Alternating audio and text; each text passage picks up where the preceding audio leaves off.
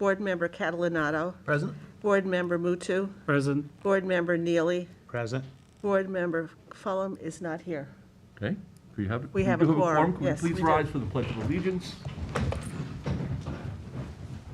I pledge allegiance to the flag of the United States of America and to the republic for which it stands, one nation, under God, indivisible, with liberty and justice for all. Do you have any minutes to approve? We do not.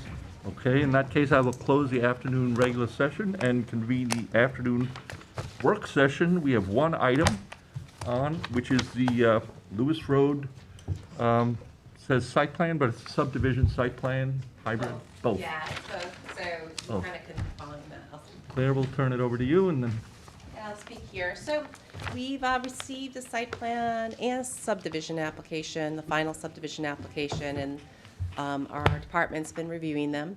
Jackie, who's no longer with us, was the subdivision part. I was the site plan part. Now Anthony's taking over the subdivision part. So we are very close to having a complete application to present to you. But the applicant has come in to give an overview to the board. So some of you were not on the board when this was last before the planning board. And I think this would be productive to get you up to date and know where we're at and how it's going to proceed process-wise. So I'm not quite sure if you want to speak next, and then there'll be a presentation. great. Okay. If I just may interrupt, Vice Chair Finnerty, Board Member Fulham is here, so. Oh, okay, noted. Thank you. Noted, welcome, Kate. So good afternoon, board members. Wayne Bruin, O'Shea, Marcinsick and Bruin on behalf of DLV Quag LLC, the owner and applicant for the project known as the Lewis Road PRD. As Claire indicated, we have submitted a final application a few months ago. In fact, we had a presentation. It was a Zoom presentation. Some of the board members may remember. It was sort of an overview. So, but of course, Kate, you were not available at that time, so, or part of the board. So, among other things, staff indicated that it would be probably good to give that overview again and to bring you up to speed as to the status of the application. At that time, when we did submit it, one of the biggest outstanding items was the health department approval.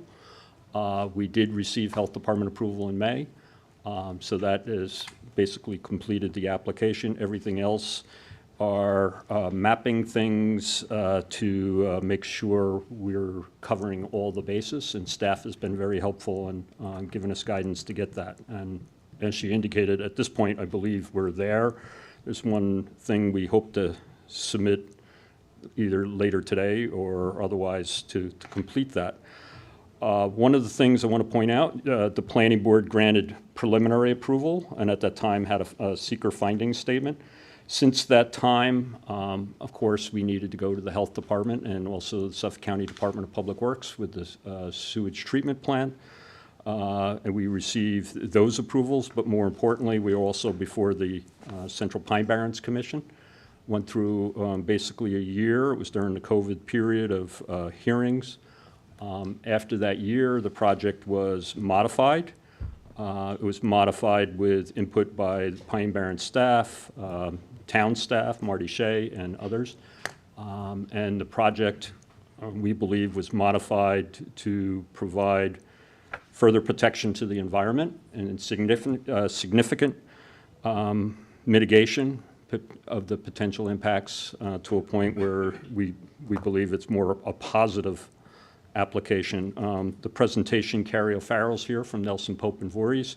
We also have many of our team members as well as principals of Mark Hissey and Jessica, as well as Paul Grosser with the groundwater management plan, as well as members of Nelson and Pope to answer any specific questions that may come up. But what I'd like to do is have Carrie basically take you through this presentation. It will summarize the changes that have been made to the plan and lead you to a point where we can have the discussion. The next step in this is for the planning board to accept the final application and schedule a public hearing. Of course, it's optional, but I believe this board would desire to have the hearing. And if you have any particular questions as you go along, please don't hesitate to ask us. So let Kara take it. Good afternoon. Carrie O'Farrell with Nelson Pope and Voorhees. I'm pinch hitting today for Chick Voorhees, so I will do my best to walk you through the plan changes, which generally are, as Wayne mentioned, all very beneficial. So just from an environmental perspective, all of these changes resulted in a more compact project site, or development area rather, and an increase of preservation of contiguous open space. So we look at these as all generally really positive changes as a result of the work with the different approval agencies, as Wayne mentioned. The project area has increased from 588 acres to 608 acres, and approximately 430 of those acres will now be preserved as either CR 200 zoned areas, Aquifer Protection Overlay, and Central Pine Barrens Overlay Districts. The project continues to meet all the requirements and restrictions of the Aquifer Protection Overlay District, the Central Pine Barrens Compatible Land Use Plan, and the PRD standards. Since the 2019 preliminary approval, the project has received a number of approvals, as Wayne mentioned. Central Pine Barrens issued their approval. New York State DEC has granted their approval for the irrigation well, and Suffolk County Department of Health and DPW as well. By way of just some background for the new members that may not be as familiar with the property, I'm going to do this very briefly, but I just wanted to point out on the slide, which is a little hard for you to see, but I apologize for that, that the project is a uniquely designed, family-oriented, master-planned community with the golf course and recreational areas. But given the environmental sensitivity of the property, the applicant has worked very, very closely with the town and the Central Pine Barrens Commission to come up with a project that will look and feel very different from a traditional emerald green golf course and sprawling estate homes. That's not the desire of and the outcome of the development here. The picture on the let me just zoom in if I can. There we go. On the bottom of the slide here of the golf course is showing the intention of the layout of this golf course and the treatment of this golf course will be such that it is incorporated into the natural areas. We have lots of restrictions with respect to fertilization limits and clearing limits, and the design is such that it will feel a lot more like a natural contained area within the existing wooded areas. And the homes will also be clustered and thoughtfully laid out to address, again, those same issues of trying to deal with a compact development, but still have a resort-like feel.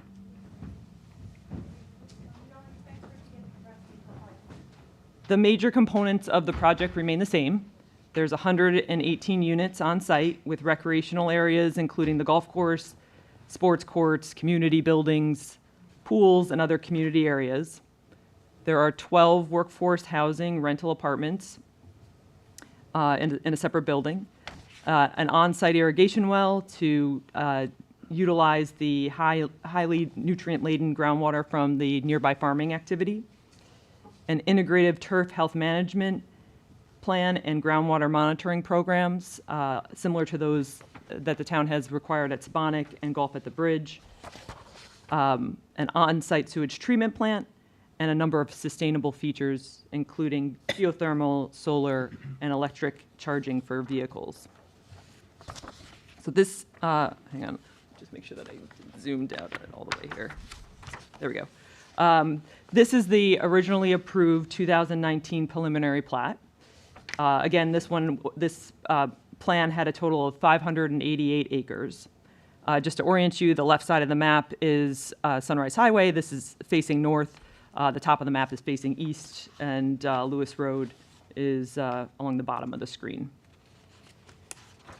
The area between the Parlato properties and the development area on the hills is also preserved land, which will at the end of this project, combined with these existing town and county preserved areas, represent collectively 1,000 contiguous acres of protected open space. Approximately 190 acres from the hills and the Parlato will be, Parlato properties, which are these on the north, will be dedicated to the town for open space. The general development area is clustered on the southern portion of the hills property and the former Cracky property, which is on the bottom of the screen. There was approximately 8 acres of out parcel and paper roads, which you can kind of see as these dark areas on the plan, which will be made as not buildable and remain as open space.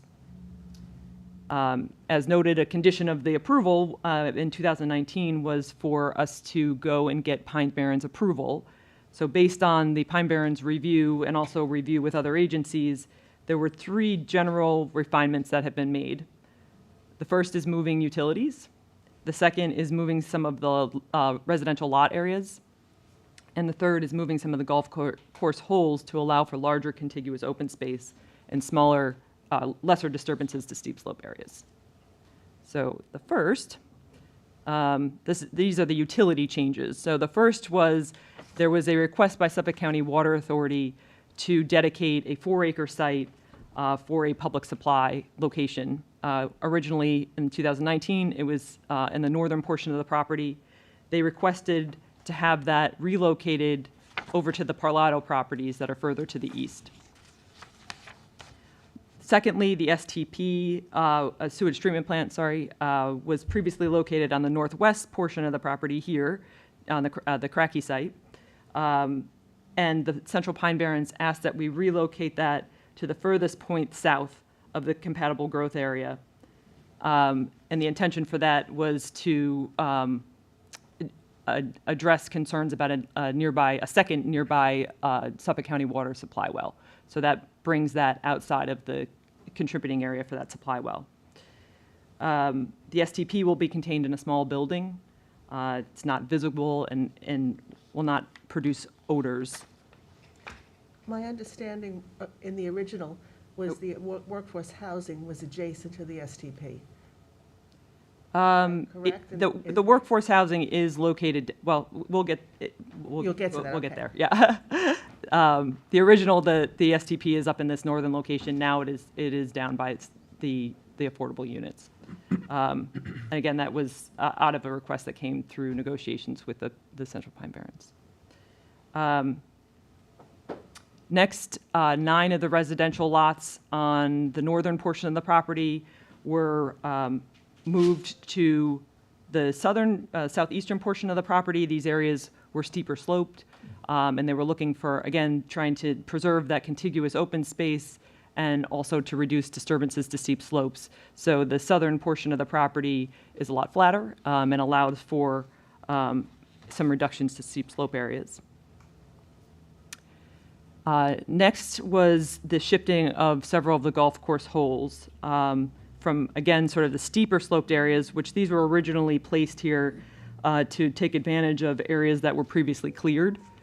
However, the holes were relocated both to the south and to the west on the bottom of the slide, and then also in the southern portion of the site, they were relocated to the western portion of the southern portion of the site, again, to try and maximize that contiguous open space.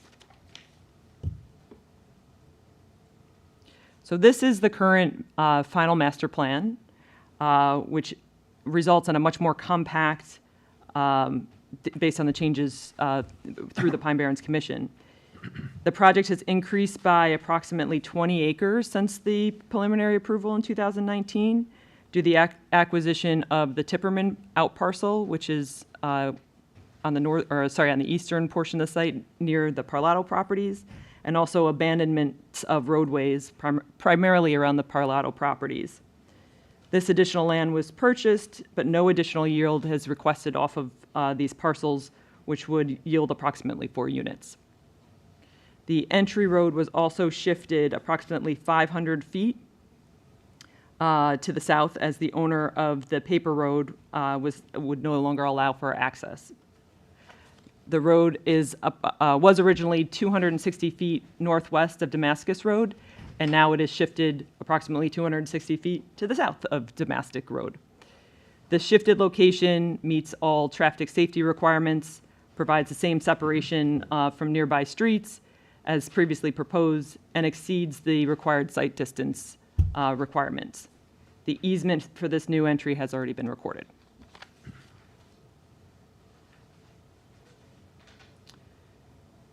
So on the top of the screen is the original 2019 preliminary plat. The bottom is the current master plan. As you can see, the development area is much more compact and moved nearly a quarter of a mile further south from Sunrise Highway. It prioritizes the use of previously cleared areas and is consistent with the preliminary approval and the conditions of the approval. It has significantly reduced disturbances of steep slopes. The grading has been reduced as a result of the project sponsor's commitment on balancing the site, which reduces construction impacts to Lewis Road. So I just went through those. With respect to open space, the open space totals 433 acres, which is 71.27% of the overall project assemblage.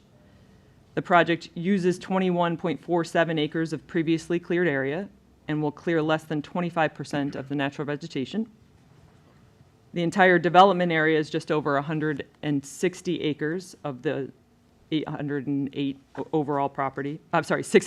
overall acre property.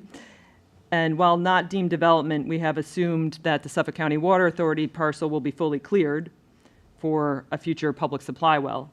If that's included, the open space number would increase to approximately 72%, which still conforms with the maximum clearing allowances of 28.26%.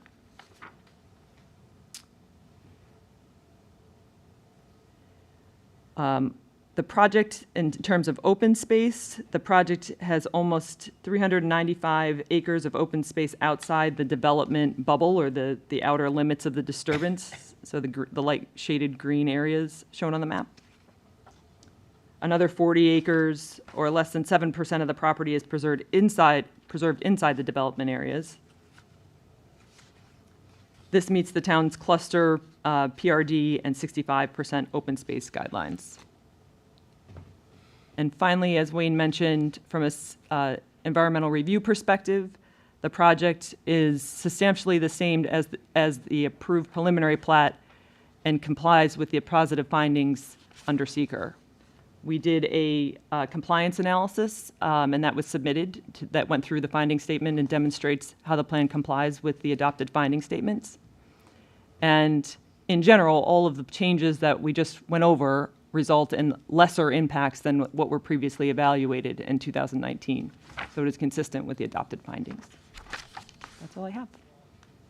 Question, Carrie, the workforce, the workforce housing, is that going to be for the personnel for the golf course, or is that going to be open to the housing authority townwide? It's not for golf course employees, if that's what you're saying. Yeah. No, if any of them happen to qualify, but it would be going through the normal town process for affordable housing. At the time, as you know, the town board wanted the fee, the planning board wanted the actual construction, and after review with the housing department, it was stated that what was needed in East Quogue was actual rentals. So that was the design, and we provided for the design. As far as Glorian's proposal, the workforce housing was always on that southerly leg, but when the sewage treatment were asked to relocate that, we relocated further south, and actually if you go to the site plans, you'll see you have the sewage treatment plant on the furthest southerly portion, then you have our entire maintenance and administration offices, and then is the affordable housing location, and there's separation between all of them. So it isn't immediately adjacent, but it's nearby. It's at the entrance, and we try to separate access and a site plan, and that's an element, the staff will present with you on the site plan of that as well. But the intent, as Carrie indicated, was the Pine Barrens wanted that relocated, even though it's still in the Pine Barrens. Their policy would be to locate it outside of the Pine Barrens if there was a site that was outside the Pine Barrens, but the project is entirely in the Pine Barrens, so it had to be located somewhere. And they wanted it as far south because the existing Water Authority field on Spinney Road, which is to the north of that. So they wanted it south of that existing water field, even though the direct line of, there's no, Paul would tell me better, but there's no deposit of the water sources, or no, effluent, is it? Those From active wells are deeper. Yeah. So, yeah, so nonetheless, we moved it to the south of that, so there would never be any possibility that anything from the sewage treatment plant could ever impact those existing wells. It was because of those wells that are on Spinney Road. The Water Authority originally, all the discussions was to provide a 4-acre site for future well. It wasn't necessary for this project, but future well site if and when they ever needed it.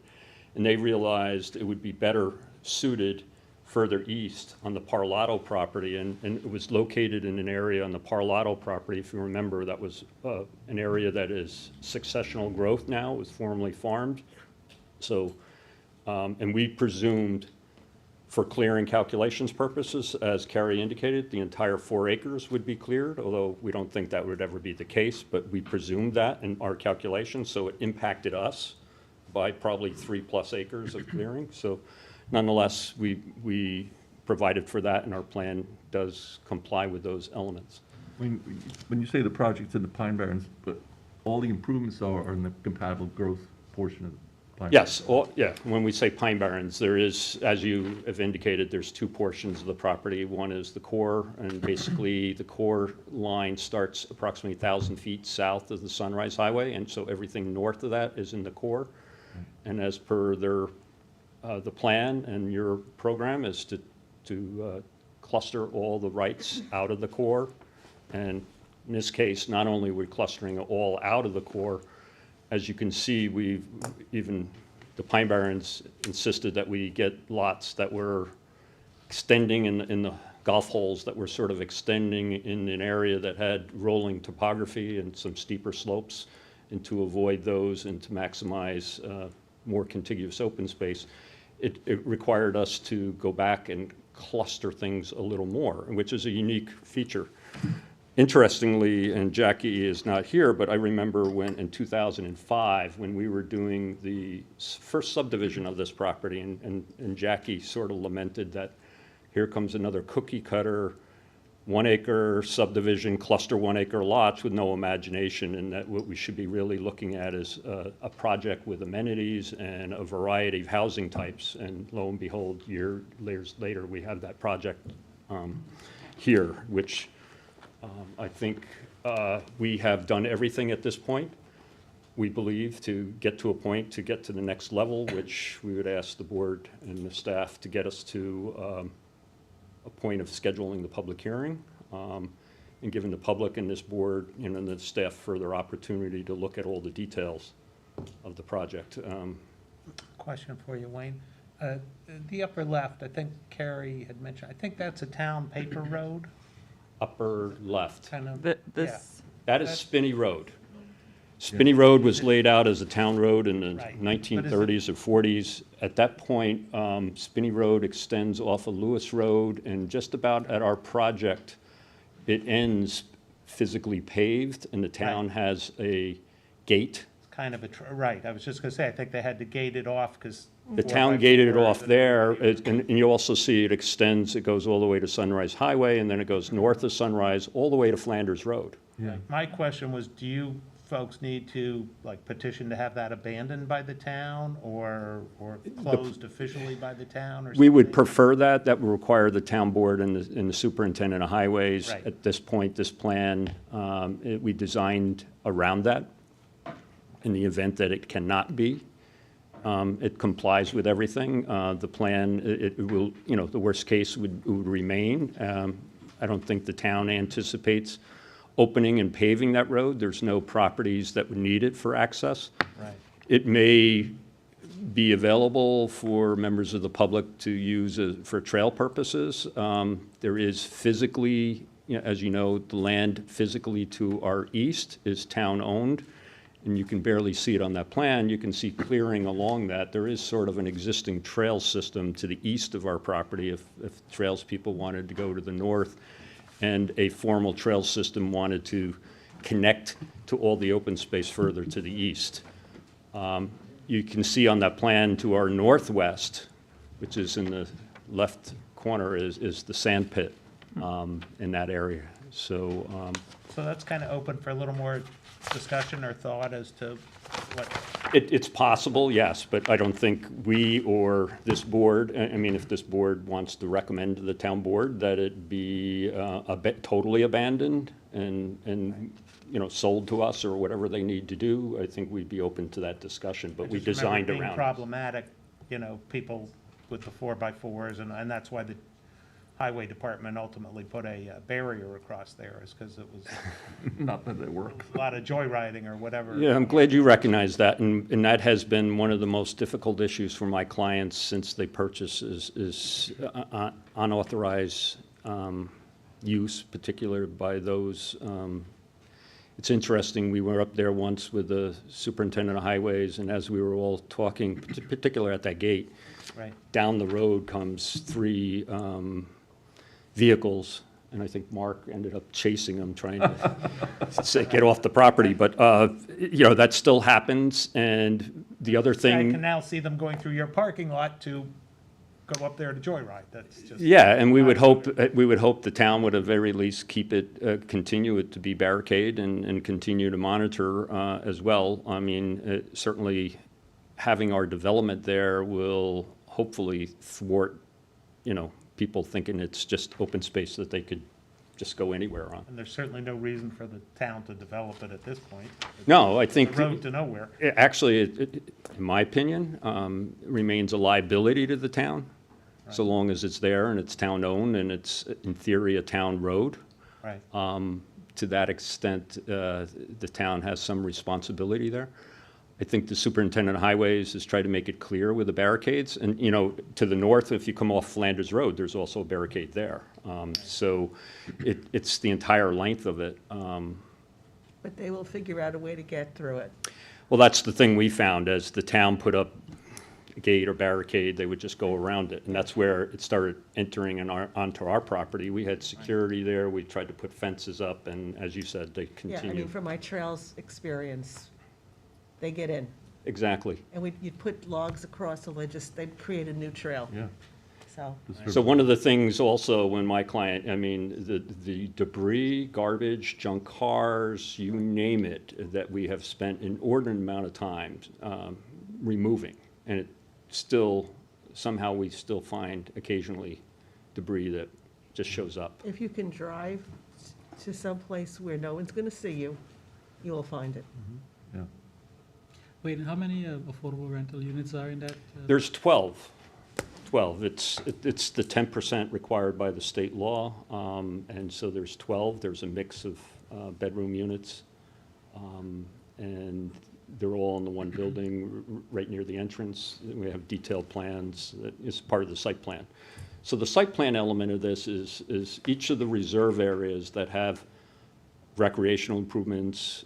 As you know, we have one reserve area that actually has a number of buildings, our so-called clubhouse, our pro shop, and so on.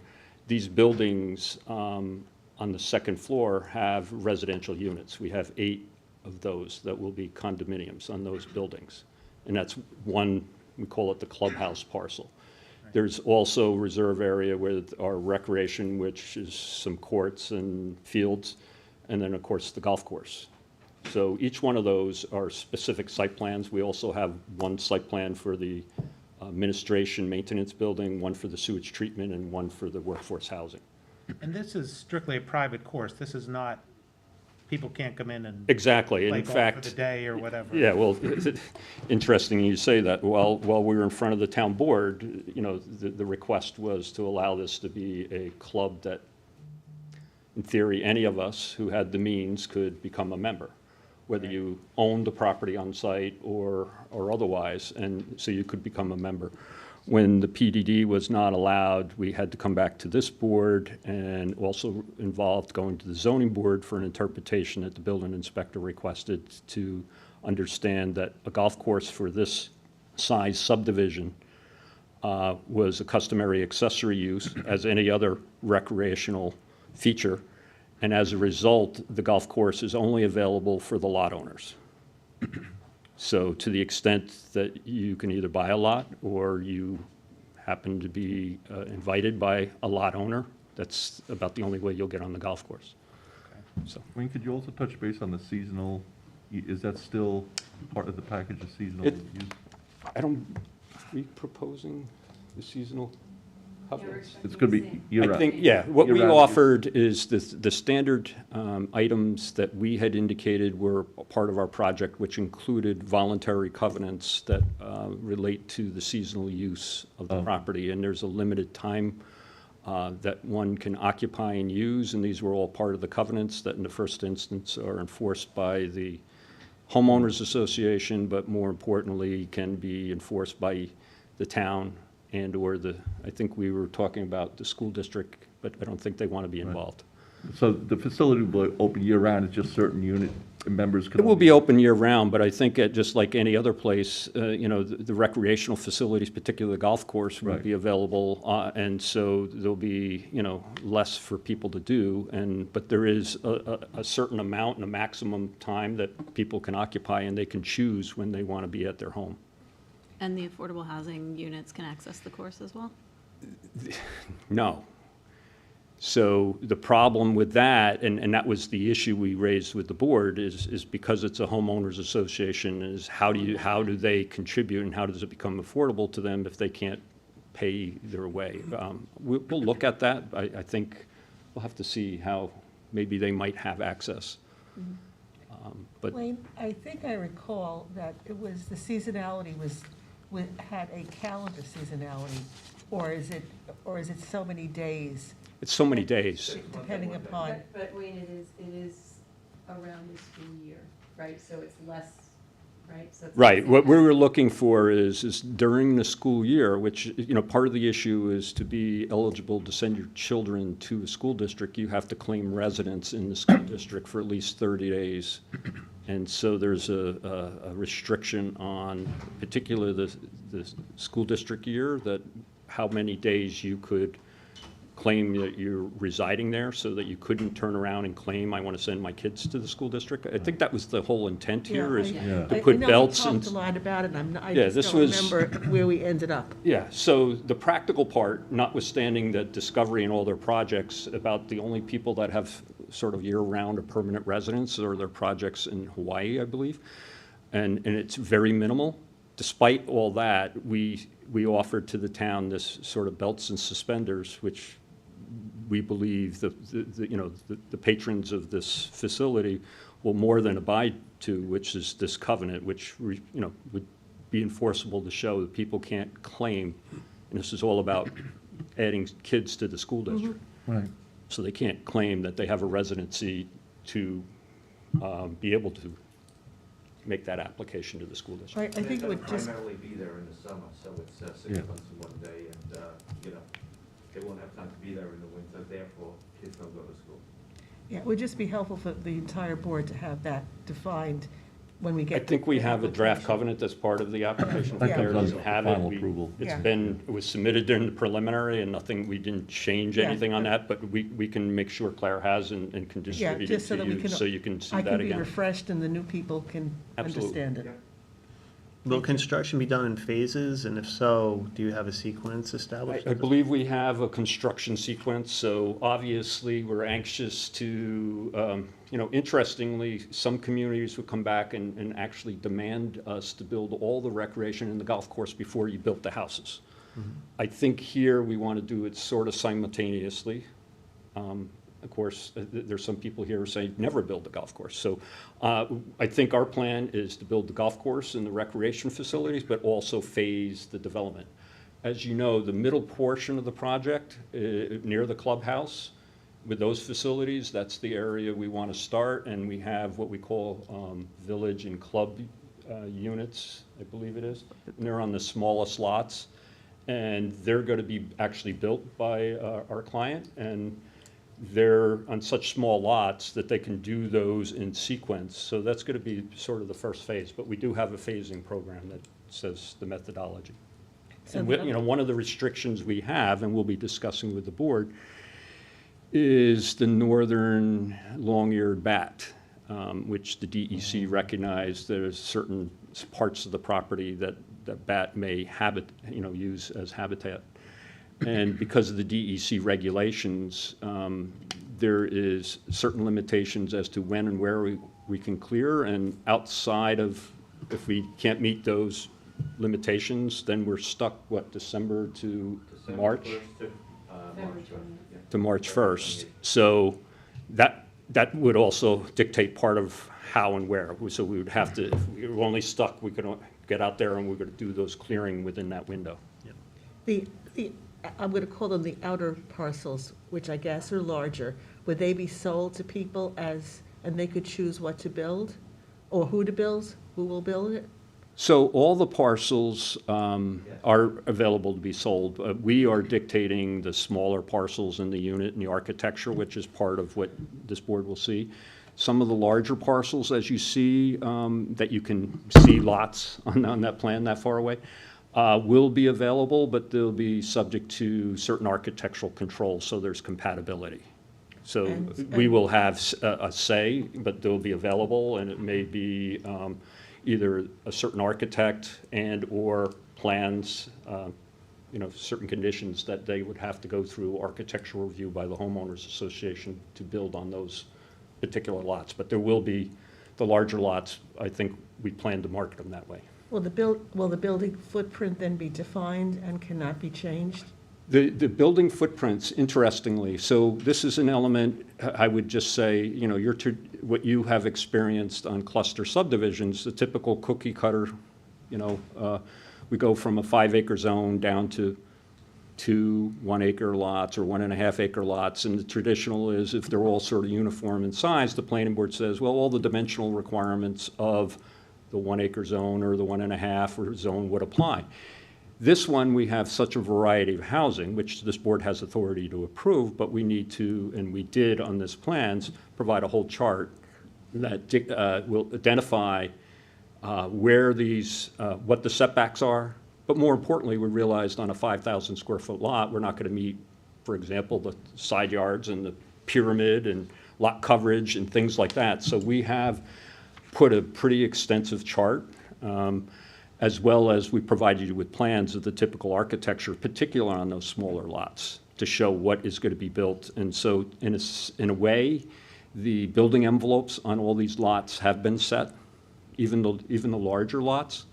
So there will be some, you can see where and how on most of the lots where something will occur. The larger lots will have a little flexibility if they do a house this way or that way kind of thing. But the smaller lots, we pretty much have set plans for. Yeah, I guess where I'm going is if an individual buys the lot and they decide to build, and they want to build something that does not fit what you've already presented to us overall, so they have the ability to go to the ZBA and get a variance, which then would change how much open space is being maintained by the whole overall development. That's kind of where I'm going. Yeah, so that, all the open space, first of all, to meet the cluster requirements, as Carrie showed on the one slide, there's at least 65% in separate reserve areas, so that'll never change.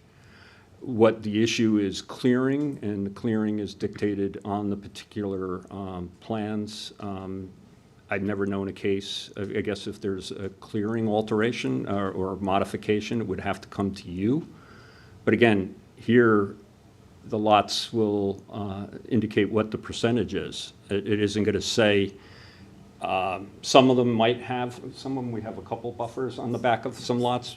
Yeah, But most of them are either a percentage or just like you did normally. So if they don't meet the percentage, it would only come back to you, and you would have to waive that, but I don't think that will be the case. But I guess, Wayne, what we assumed that most Jessica, people. you have to, because they can't take you, Sorry. they can't hear you. Just briefly state. I will. Yeah, one child's coming out. Hi, Jessica Insulaco from Discovery. We assumed that most people don't understand all of this and that they make bad decisions. And so we assumed that most of these lots would be cleared when in fact most of them won't be. But we assumed the worst. We assumed people wouldn't know how to behave properly. And so we took sort of more of a clearing hit in our calculations, assuming the worst. And so what we think is there'll actually be more open space at the end of the day because people will behave rationally on these, on these larger lots. But we already planned for the worst, if that makes sense. You know what I mean? Like that they'll try to clear more than they should. They could all clear cut. Exactly. Your clearing calculations have. Assume the based on worst. Them being completely clear. Yes. But they will most likely be. Exactly right. Yeah, there's very few lots that have any restrictions on them at all for that reason. So we hope that's more protective. Yeah. Yeah. That's good. I would also just point out is out of the 118 units, of course, there's 8 in the condominium. There's about 40 that are the so-called larger lots, the second largest and the largest that have that issue on them. All the rest are smaller, and like I said, we're going to build all the rest. So. Yeah, I was just trying to understand the process, because we're getting numbers for us to approve, and if those numbers could then one by one be changed, what's the potential cumulative effect, and who manages that? Because the ZBA application would be for a specific house. Are there going to be covenants filed in each lot?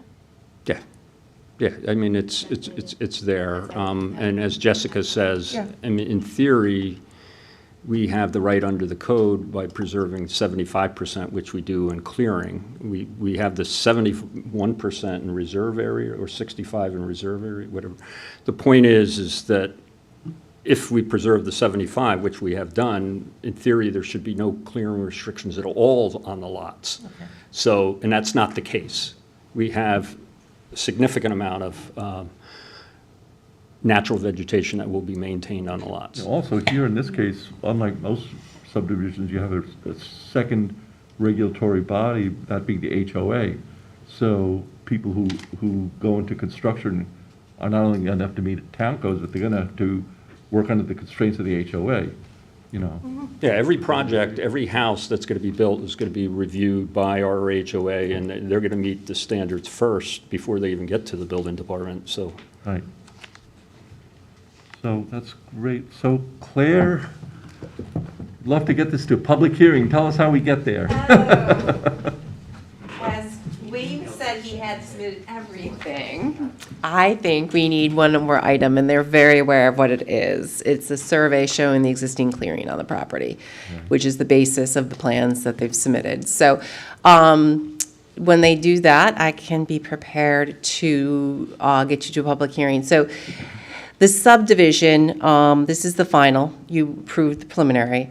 At the time of the preliminary, before you deemed it even complete, you did SECRA, and obviously it was a very extensive. And what they've summarized is that they say that that is consistent or better, right?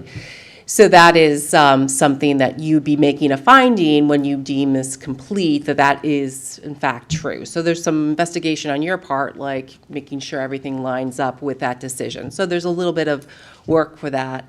Likewise with the site plan, before you deem something complete, you have to say you're consistent with SECRA. So likewise, we'll have to do that. Obviously, I need time to do that. So the other option is, once I do get that survey, say within a couple of days, I can put this back on to deem it complete. I would be making that determination at that time, which is extensive, and you need to go through that.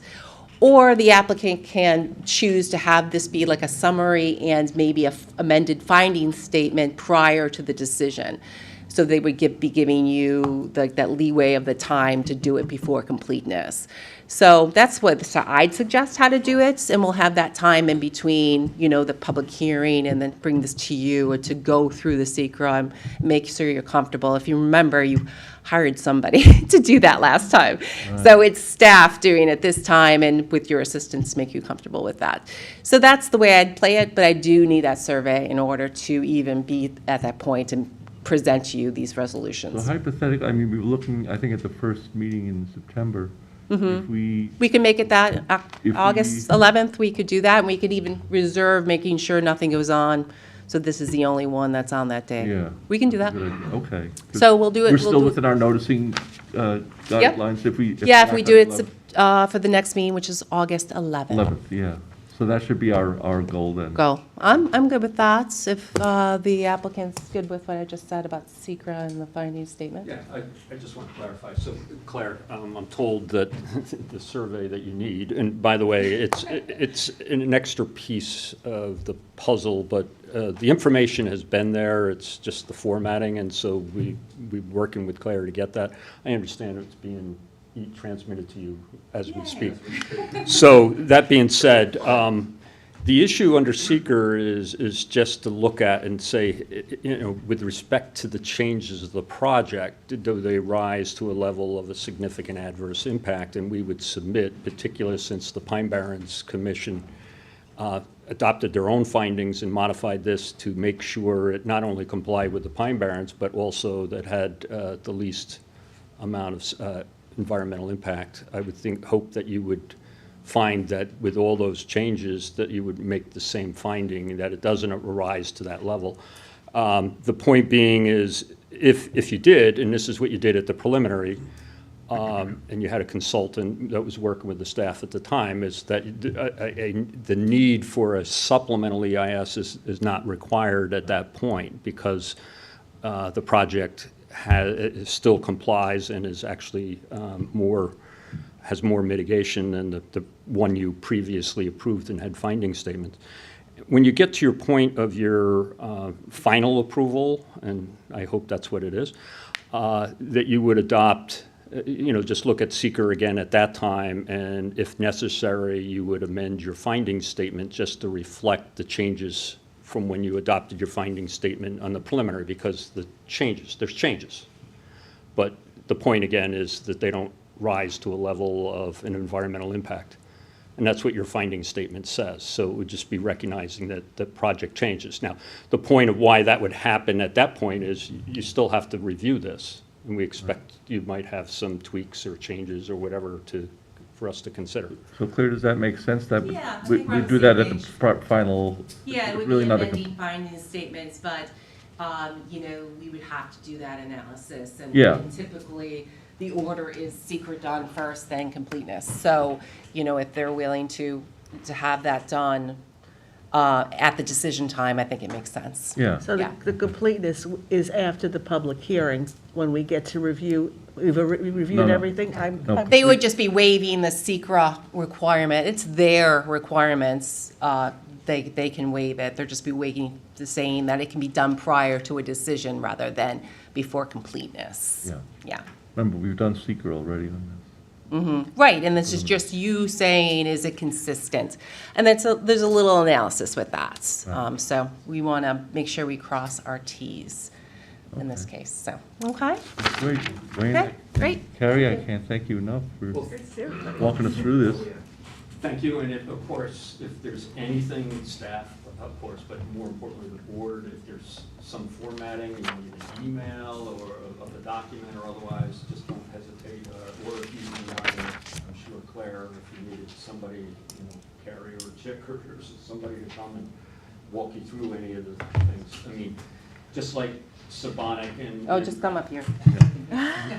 Just like Sabonic and the bridge, a couple of the other elements, the groundwater monitoring plan. In fact, we do want to come to the board and talk about that, because one of the key elements in the groundwater monitoring plan is that your consultants want us to get baseline information from each of the wells before actual physical construction occurs.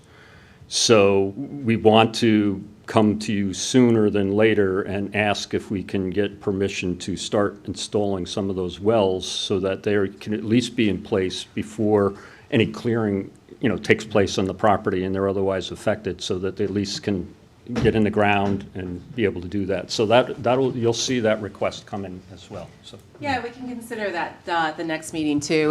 That would be subject to the town engineer's SWIP approval, so that has to be worked on. But I can write a resolution to that effect for the next meeting. And we have a whole schedule, you have the maps and everything where the wells go. Right, exactly. That's what we'll reference in that decision, on that resolution for your consideration. Great. Okay. So we have momentum for the 11th to Yep. get this done and Great. move it on. I just tell Claire to wear a mask next time. No. When you go on vacation. Okay. So thank you again, folks, for coming in. It was very, very productive and helpful. Thank you.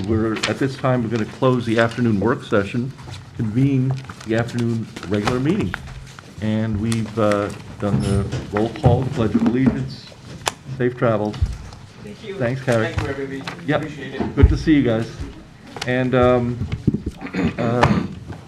Anthony, are you starting us off? I am. Okay, so we're going to go, try and go in order. Number 2, production holding.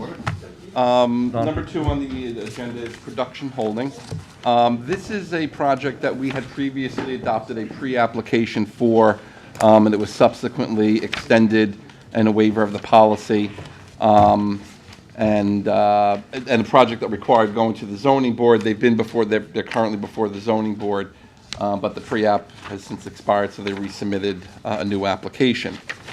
This is a property on Station Road, 2 properties actually under the town records, 57 and 61 Station Road, R40 zoning. Notwithstanding the fact that you see 2 lots here already, part of the application of what we're doing is legalizing that. That was something that was done without any planning board approval way back in the day. So for all intents and purposes, this property is a single lot with a pre-existing CO for 1 lot that has 2 single-family residences on it, and those are the structures that are facing the road, a concrete storage building in the back, and then a barn building back here. And that was all part of the original application. The application now is to legalize a subdivision that would allow each of the residential lots to be on their own lot, and then each lot would have this accessory structure in the rear. It requires all sorts of variances, which is what they're before the zoning board for. At this point, the pre-app, which we were already done once before and identified the various issues, we're going to have to, deem this complete, schedule another hearing, and then we're going to have to do another pre-app report. So all the issues, as you can imagine, the setbacks, the use of the structures, the number, will go back in the report like we did the first time. But right now, this is just to deem it complete, and I was going to suggest scheduling the hearing for August 25th. 25th? Very good. Do we have a motion? Motion. Motion by Gloria. Second by George. All in favor? Aye. Aye. Opposed? Abstentions? 6 yes, 1 absent. Okay. So number 3, Evergreen Field Estates. We are in East Quogue. This is 2 properties in East Quogue, off of Old Country Road in the CR 80 zoning district. I have them highlighted. It's probably hard to see up here, but they're highlighted so you can see the 3 lots in question. This is known as Evergreen Field Estates. The property had previously already been, had 3 or 4 pre-application reports adopted for this over the last 20-something years, and they never went anywhere. They've resubmitted. Just to give you a little background, the property, it involves a subdivision, a 3-lot subdivision of this top piece. Obviously, one of these bottom pieces, it's sort of hard to see. But it would be this one here, which would ultimately provide access to the back lots. And it also involves this piece, which, and this is part of the reason why it's incomplete, it involves correcting a lot line occurrence between properties that occurred years ago. This was brought up by the planning board during a previous pre-application. Randy Weichbach is handling the application, and let me just show you the maps. So, and they were in the packet. So, oops, sorry. So, as you can see, they're showing the 1, 2, 3 lots back here as the yield. They also submitted, and these are the same maps that were submitted with the prior applications. They're showing the 3 lots, and then they're basically showing each of these lots being encumbered by conservation easements. So I don't know, they submitted it as a PRD plan, but technically it's not really a PRD plan, only because the lots aren't clustered. Right. They're just incorporating easements within them. So that's sort of an issue that we're going to have to grapple with. Did they submit a cluster at all, or? They called this one a planned residential development plan. And so, Does it warrant cluster? I mean, is there, I don't know, is there open space? Because otherwise we would waive the cluster. yeah, I mean, right now, you can see it's surrounded by residential development. This piece here is, I don't know if this is preserved. I don't think that this larger one is preserved. But so, you can see most of what's going on is residential development. But nevertheless, they did try to, probably to address, my guess is that there are slopes in there and all sorts of stuff, as why the easements were done. But technically, I don't think this is really a cluster plan. Cluster plans reduce the size of lots, cluster them into a smaller area, and Create then an open space. separate one parcel. big or one Yeah. contiguous block of open space. Usually when you're doing easements as a form of open space, that happens on ag land more often.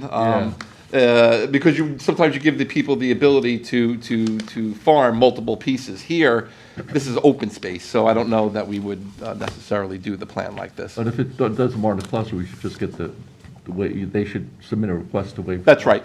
Yeah. And right now, this is incomplete, so we'll just deem it incomplete, and then the additional information we'll get. Anthony, I have to say, what's here printed makes no sense to me, and I can't see that.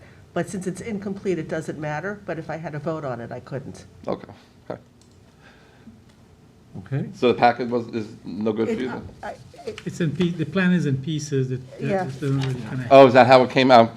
Yeah, it's, Leave it this beyond is it. what it looks like. So,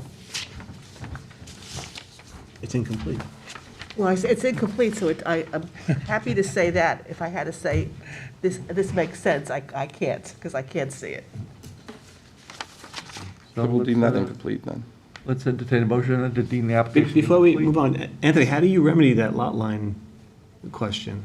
It becomes part of the subdivision application. So basically, like we've done other lot line changes, what happens is they show the lots in question, Yeah. they show what the existing lot line was, what the new lot line is, and then it becomes part of the subdivision map. So the one map that we file will show the 3 new lots and the adjusted lot line between the 2 properties. One-stop Okay. shopping. One-stop shopping. Okay. This happens a lot, by the way, when they go to the health department. Yeah. And the health department uses their 1981 tax maps, and Right, everything's right. altered. Okay, thanks. So do we have a motion to deem it complete? Motion? Motion by Craig, Second, second by Gloria, and all in favor? Aye. Opposed, abstentions? We have 6 yes, 1 absent. And then number 6 is actually not good, we're doing an extension until August 11th, 2022. Kyle couldn't be here today. Do we have a motion? Motion. Motion by George, second. second by Kate. All in favor? Aye. Aye. Opposed, abstentions? What 6 was yes. what was the date? August 11th. Thank you. Charles Turtero was not supposed to be on the agenda, so that was a mistake. Item 7 is all. Real quick, Whispering Oaks at Wayne Scott Lot 16. This is a second lot within that village of Sagaponic. Oh, okay, yeah. That they're requesting the 35%. My understanding is this board didn't get rid of the clearing restrictions, but rather made them consistent with the APOD. with the APOD. Right now, I'm waiting, I did a referral to the village, waiting for comments on them. I think after, we don't have to take any action today, I was really just showing it to you, letting you know that we did the referral. I don't think we need to do another hearing on this. We did one the first time. Yeah. Nobody showed up, so I don't know that we really need to do another one. No, Okay, so that was just really showing it to you, and no action on this one. no action, okay. So item 8, no action. How about Strobel? Strebel and Klein. So this is a property in West Hampton on Mill Road, on the aerial. I'll try to do this here. You have Mill Road. Right here is the 7-Eleven in West Hampton, with the parking behind. Next to it is the post office, the West Hampton Post Office.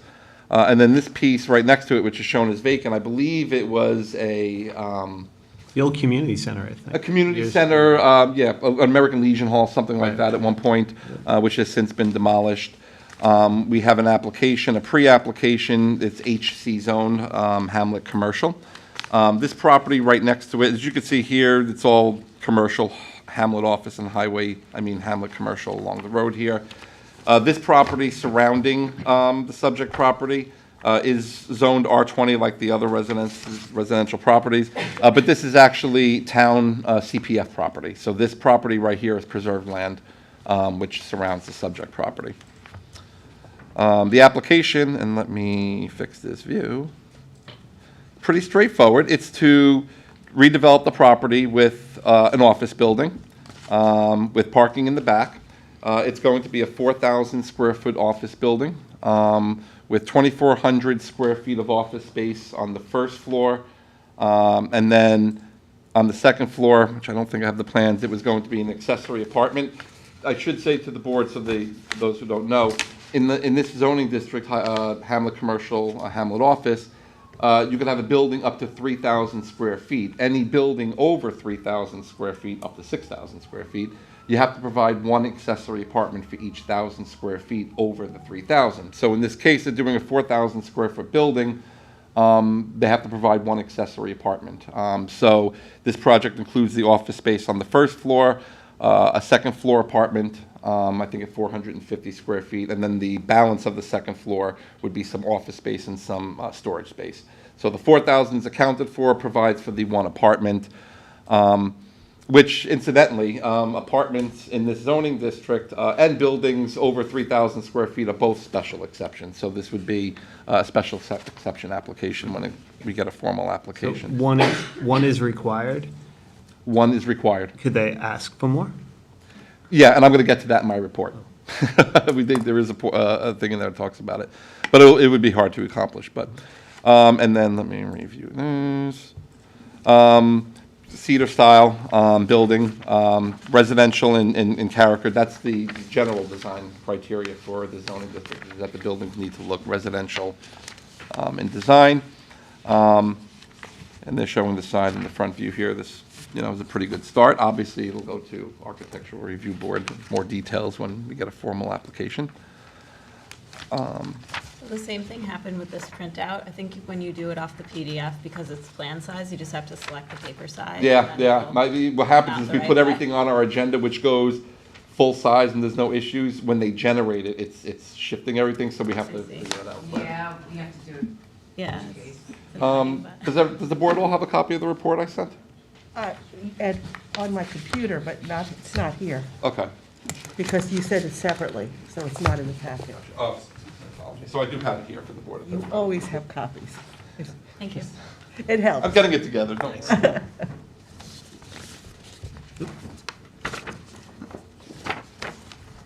So we got a description of the project in there. We had a pre-submission conference on June 23rd. It was closed with a 30-day, no comments were received. So let me just go through the comments. There are more in here than is probably necessary, but the first one talks about the special exception standards and the sections of the code, and the applicant will need to submit a petition addressing the general standards, and then the specific standards for apartments, and then the specific standards for the size of the building, which are outlined there. The project is an unlisted action under SECRA, so we'll have to do the environmental review at the time of formal application. The applicant should submit a short form with the formal. Number 3 talks about the special exception criteria that I just spoke to with this board about the ability to get up to 6,000 square feet and the requirement for one apartment. So in this case, with a 4,000 square foot building, excluding the unfinished basement storage area, they would be required to provide one apartment. And incidentally, this apartment needs to be for workforce housing. So there's that. Now, number 4 talks about what you were talking about. You're allowed to have no more than 2 apartments in any one building, and you're not allowed to have it apartments at a density more than 1 per 1,200 square feet of commercial space. The planning board can increase apartments in these buildings, provided that 20% of those units are set aside as affordable housing. However, the problem is going to be the health department is the limiting factor. It just, and you know, I've done this so many times here, I could do the calculations in my sleep.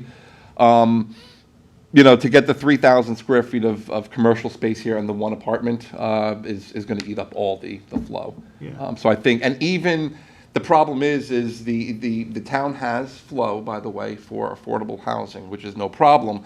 The problem is that people don't realize this: the health department will only let you double your density, regardless of where you bring your rights in from. And in this case, the calculations show they're already going to be at that point. So even if the town said we want more units here and we'll give you the flow, the health department won't accept them because they cap you at that. And this is an IA system? This will be an IA system. Yeah, I don't know if that affects commercial properties. I have to look into that. That's a good question, actually, now that you say it.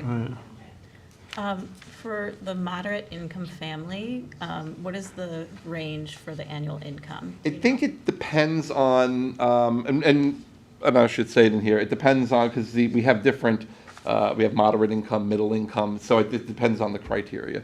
But it would be a rental situation, and the number would be set based on the income. Goes up to 130%. So, Sorry? Goes up to 130% of the average income of a family of four within the tri-state area. So it adjusts. Oh, it adjusts. So do we know, could we have a snapshot of? Someone would have to, in housing, we can ask them to try and. It would just be interesting, because just thinking about who would, you know, you may want to create more units, but if this is a moderate income, presumably that may be a working family that could use 1,000 square feet as a living space. Sure. And so, you know, just trying to pair I think it's appropriate the way that it's being proposed for the. yeah, no, and we've had this discussion. User of the space. We want to see more, believe me, I sit in the traffic all the time like that. We want to see more rental units out here, but This is actually a perfect location to have. it is right there. But again, these health department flow, so. But it's duly noted, and I think that, These type of things are really, they're great opportunities for affordability. yeah. Well, at least in this particular case, they're required to provide the one, they're providing the one, and it will be affordable in perpetuity. So at least we are getting here the only unit, and it will be in the town's program. Does the housing authority get involved in this to manage it? The housing authority will make sure all the legal documents are in place, and then make sure that the people who look at the rentals are income eligible and meet the criteria. Right, okay. And that's all in the lottery, Yes. you know, first come, first serve kind of. It has to be done through the town lottery, right? Correct. If it's an affordable unit, it has to be done through the town lottery and eligible to everybody, Okay. And Not it- just town residents anymore. not just. And the That income is- I'm sorry. go I was just going to say, the income is actually, it seems high because the cost of living is so high. Well, the act gives you up to 130%. Yeah. It's 130% of the median income, which sits at around Well over- 94, 97,000. I think it's So over 100,000 So it might be for over family of 100,000, four. maybe 104. So the fact that you could shoot it up to 130% of the median income really shows how bad the situation How is. bad it is, yes. Right, those AMIs can't be adjusted down, Christine? Yes. They can. They come from federal? I Or think state? from HUD. I think from the Yeah, it's the federal- HUD, yeah. The HUD Good, government. okay, so it is federal. Yep. And then how is the amount of the rent calculated? In terms of what? How much that person would have to pay for that unit? Those are also standards that they have downstairs. We can refer Okay. to housing and have them, or you can ask Kara to give you like a little snapshot. Yeah, I'm sure we have For something. example, I'd love if we to did it familiarize today. myself I think with that. this- I appreciate it. This might be a good workshop for us to get some Because credit. by the Yeah. code, like while the Workforce Housing Act doesn't do it, our code actually has definition and ranges for moderate income, low to moderate, middle income. It's got all different, so she can do that. We can ask. her. Yeah, and it will show the ranges of apartment size, number of bedrooms, and the amount of rent that it could go for. Okay, great. I mean, in the context of the community housing plan, I think that would be really useful for this board. I agree. Yeah. So number 4, you know, there's, at least we looked at, you know, the additional density. Number 5 talks about the residential design. In this case, I would note that they do have a front entrance, but the main entrance to the building will be from the back of the parking lot, which is okay as long as they maintain a facade that has a front entrance.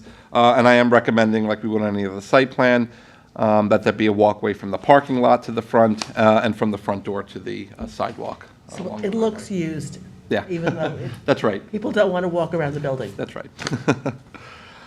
6 talks about the transition yard requirements, so let me just, it's easier to explain it with the map up.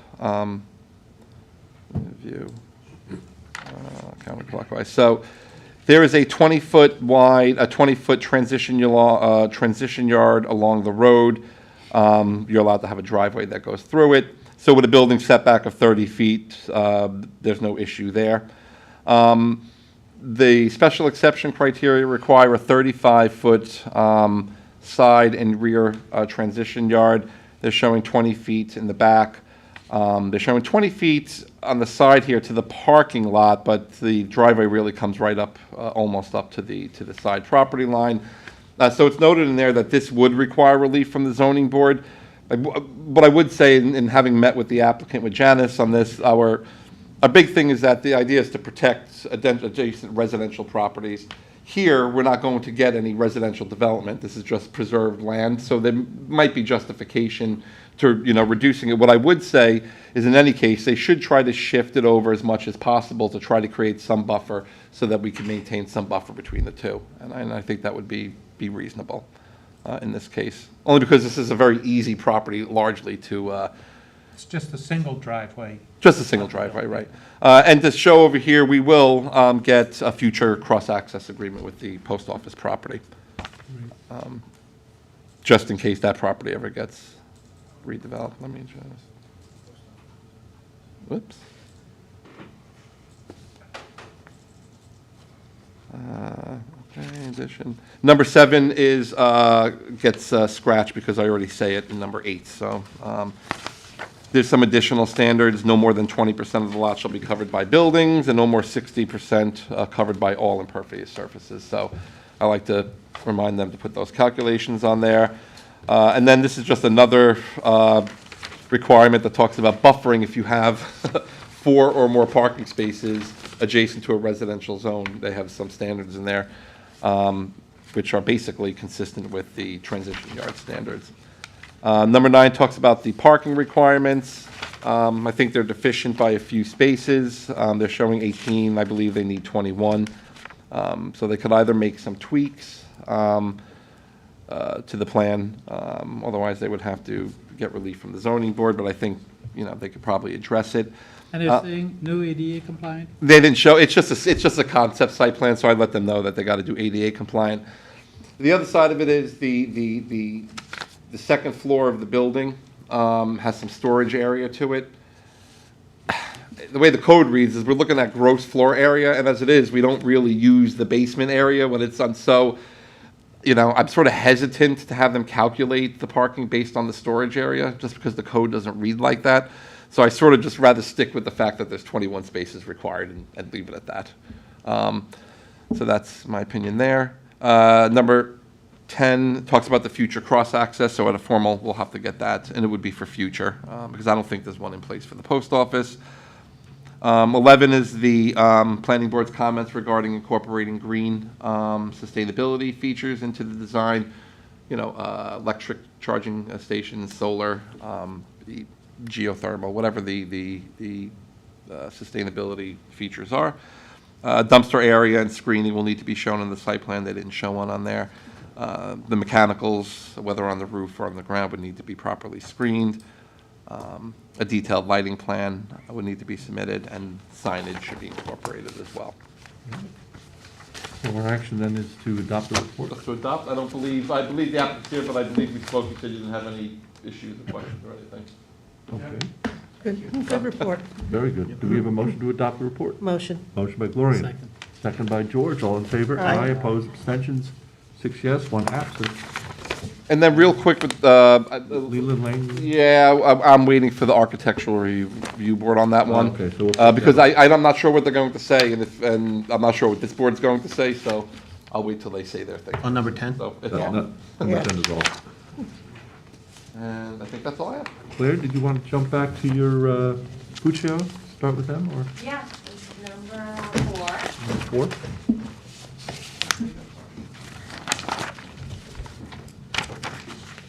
Let me get the packet open.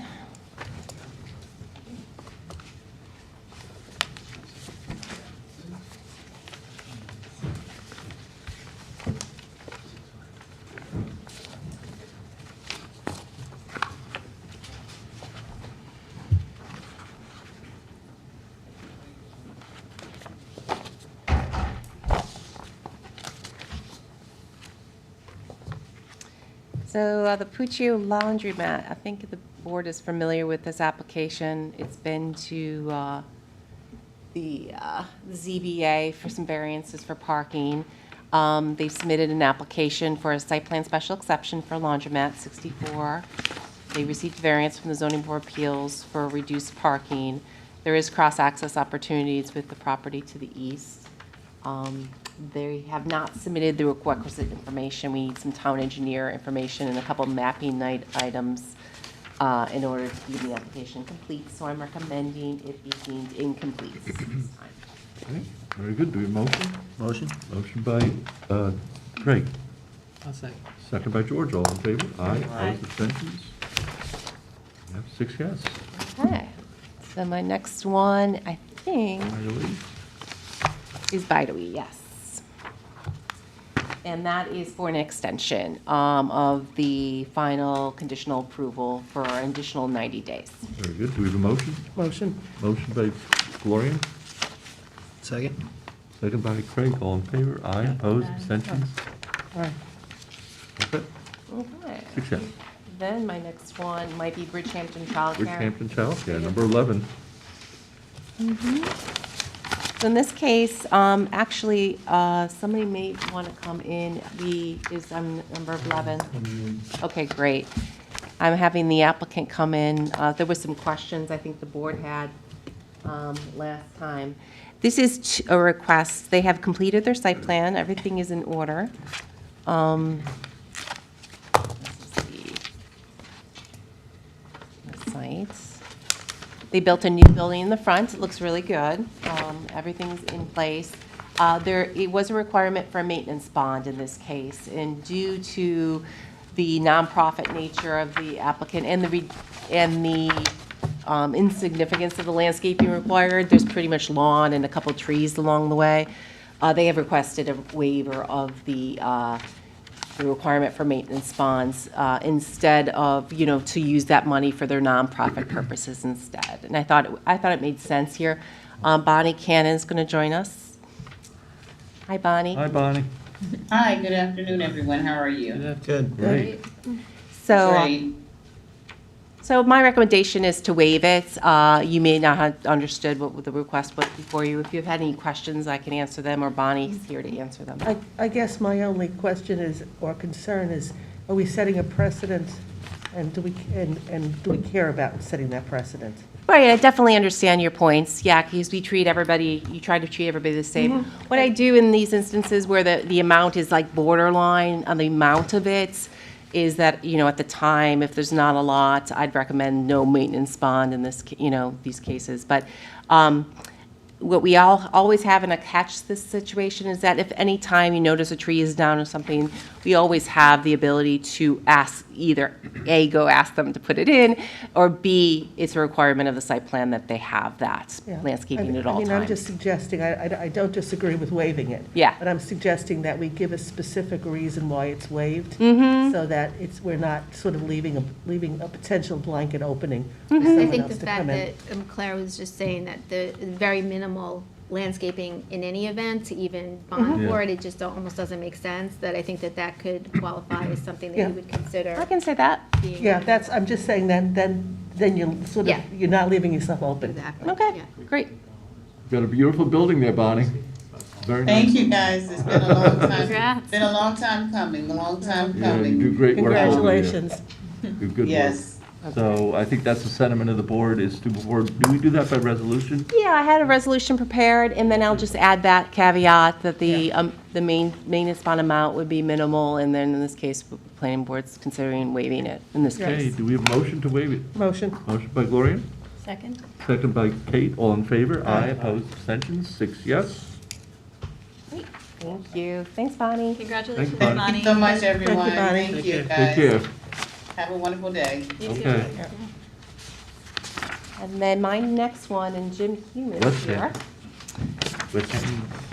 So this was more of a clarification. I didn't want to go out on a limb on this one. You had issued back a couple months ago a expedited site plan for the West Hampton Beach Yacht Squadron. This was a case where they were going to bring everything up to conformance with FEMA, so just raise the entire building, the decking and the building itself. So in the case of Jim, if maybe Jim wants to speak to this, he had prepared a letter, which I did attach, which said they looked at the decking and it was not worth saving. So they were going to rebuild the decking in this case. So just to clarify this decision, I asked him to come in and we can maybe modify that resolution to say the deck and the roofing is going to be rebuilt in this case rather than just simply elevating it.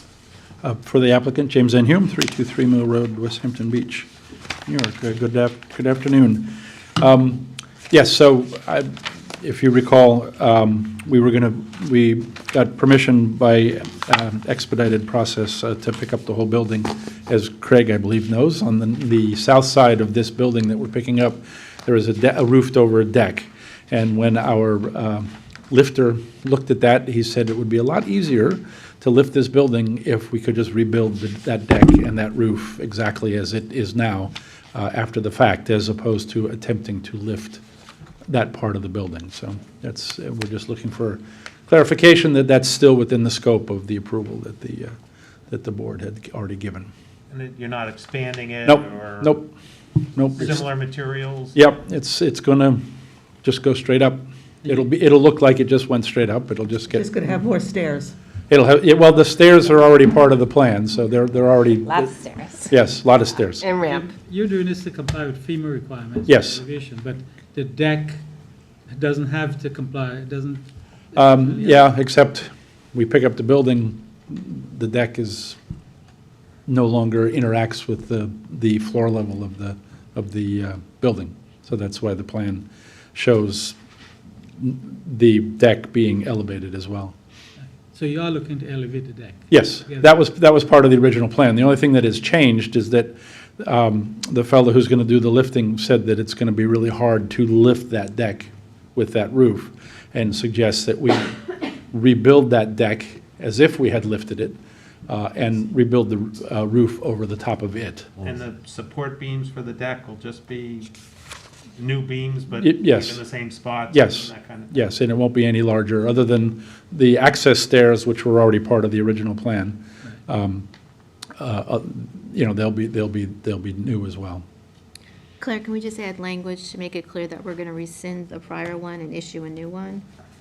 I thought it was more of like a clarification resolution. I just don't want the anybody description. stuck if the building inspector goes there and sees a new deck and is like, wait a minute. Then you're going to have to come back for another clarification. Right, okay, we can do that. Why don't we rescind it, and I'll change the description to be elevate the building and rebuild the existing Or deck. amend it, Yeah, amend it. yeah, amend it, Okay, yeah. that's Just fine. amend it, That's yeah. fine. Is there any need for more structure? Because it's going to be higher? I know we obviously need more stairs.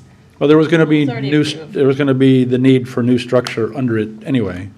Once we Okay. picked it up to the air, we were going to have to put something under it anyway, because it wouldn't just float in space. Okay. So that part really hasn't changed. Okay, so can we act on that? Yeah, we can amend the resolution to reflect the rebuilding of the deck and the roof overhang Great. over the deck. Do we have a motion? Motion. Second. Who was the motion? It was croaky me. Oh, sorry. Okay, Gloria on the motion, Craig on the second. All in favor, aye. Aye. Abstentions? Thank you very much. Yes, thanks, Jim. Thanks, Good to Jim. see you all. Safe travels. I like the croaky. You're welcome, no problem. So this next one, Butter Lane. Butter At Lane. least I'm not sneezing right now. It's a referral from the Zoning Board of Appeals, and just to give you a little bit of a background and timing, we got a referral from the ZBA on this application. You had reviewed an application as a ZBA referral previously, back in 2018, and that was for some ag buildings, which also did not meet the setbacks. In this case, they're coming back to the Zoning Board of Appeals and asking for shelters related to to permit animal husbandry, which you cannot permit, is not permitted on a lot that's less than 10 acres. So that's one. And the second thing is reduced setbacks. So you either have to be, generally speaking, they're talking about side and rear, you have to be 200 feet setback from property line. In this case, the planning board, and I'll give you I'll just show you the map real quick. The planning board designated and I don't know if you can see my arrow, yeah. Yeah. An area here, I'm sorry, there, this area, it's not shown on the survey, but it'd be helpful that's where you put your structures in this case.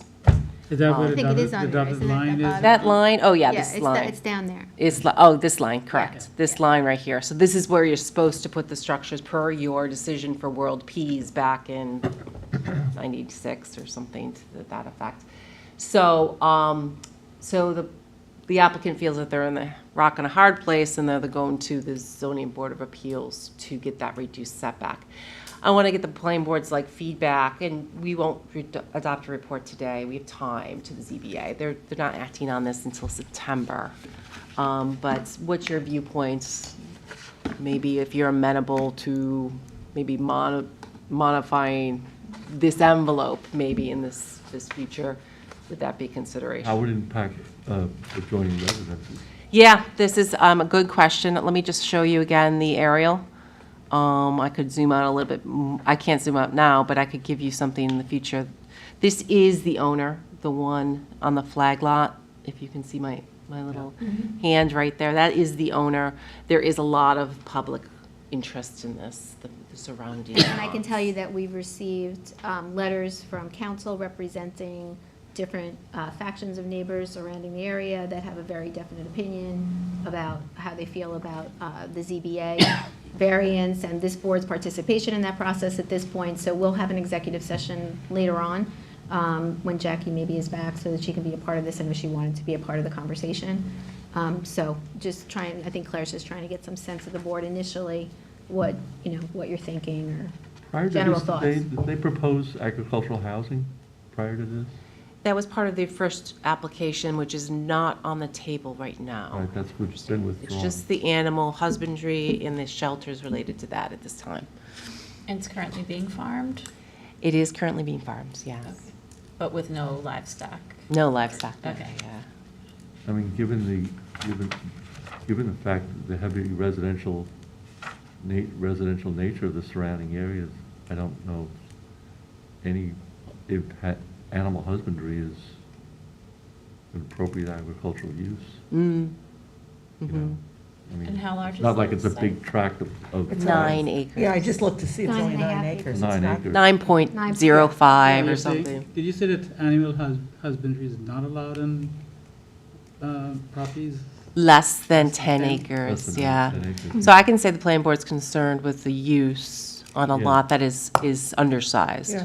Okay. In Surrounded other by words, the impacts to residential. the surrounding So, right. Yeah, residential uses may be incompatible. well, that's sort of the reason I would assume for the code saying it has to be 10-plus acres. Yeah, 10 or more. and in addition to that, they're seeking setback relief, Right. which is also problematic, for the same reasons. I agree. Okay. And there, the letter that was received, July 5th letter, there's a number of allegations about things that have gone on there. I assume we can quantify those or verify those or whatever. Well, that would be if they feel that there is something, code violation that is more appropriate with code than the planning board, we're. But, like, is there a history of them being cited, that kind of thing? That's what I was Right. wondering. I gotcha. I mean, on one hand, obviously, there's an agricultural history in this area, on Butter Lane. Right. But the way things have been developed around it, it just may not be compatible for that Mhm. use. Is this parcel, outside of us looking as a priority for preservation for agricultural land? It is an or- easement. There's an It is, easement, there's an okay. ag easement, and that was created as part of this subdivision, and these houses around it are a party to that subdivision. Okay. But it is the usual easement, We which wouldn't be allows. preserving it further. There isn't a desire, I don't believe, to sterilize it and have nothing on it, like Sure, complete yeah. preservation. It was just the, so I that meant they could as farm. agricultural They wanted land. them to farm. Yeah, but Right. it's the old ag easement, which kind of allows other things besides row crops, which is now what we really want. What we thought we really wanted, but we didn't spell it out 20 years ago. So can I just, for my own benefit, get some clarity on what the language is in the ag easement? They're all individual, but in I this see. case, I can absolutely get that to you, because Okay. we can get a copy of that. So I'll have that part of the record for the next time it comes up. So we're not going to adopt a report today? No, but it's just helpful to get a feel from the board. And, Right. and I will get that to Kate, to the whole board? Should I get the whole board the idea? Sure. Yeah, sure. In the meantime, so you can take a look at that. So Okay? Item 13, no action. Yep, no action. Southampton And then my Farm last Supply. one is Southampton Farm Supplies. So they're close. We had coordinated secra on this one. And, well, I'm still waiting the town engineer's approval, saying it's complete. So I am going to assume a lead agency this week, and if everything's in order, the next meeting will deem, we'll consider secra, and if a neg deck, then we'll schedule a public hearing on the So with the project. lead agency on. This would be assuming lead agency. So just the first resolved of that resolution would be adopted. The second result would just be struck. Okay? So assume lead agency. So is that, we're acting on that today? Yes, please. Okay, very good. Do we have a motion? Motion? Motion by Craig. Second by George. All in favor? Aye. Opposed? Aye. Abstentions? 6 yes. And then I think you're just signing those Reggio Administrator, plans. They're here, I will sign them. before Okay, item Friday. 15 is acknowledged that it will be signed. Yes. I like it. Yay. Great. Thank you. Motion to adjourn Motion, by George, seconded by second by Tom. Let's get on the road before Kamala arrives. I don't think we voted, Dennis. Oh, all in favor? I don't know what's going on. I was joking when I If you're said. opposed, you can stay, but we're not. Martha, can we help you? Good luck, Chairman. I guess we're not. I was promoted to panelist, but, you know, I want. We're closed. The meeting's I over. figured as much. Yeah. Could we reopen it for a comment? We don't listen, do we? No public comments at Oh, at the work the regular session. Got it. Is Is there a way for someone to submit their comments? Always. On email? Always. They've been writing, they do. those are the letters I'm getting Okay. by the Yeah. attorneys. That's an attorney representing some of the neighbors. Oh, I see. Okay. Yes. Yes. I have to stay after school and sign my name 100 times. Yeah, he needs to. I will not chew gum in class.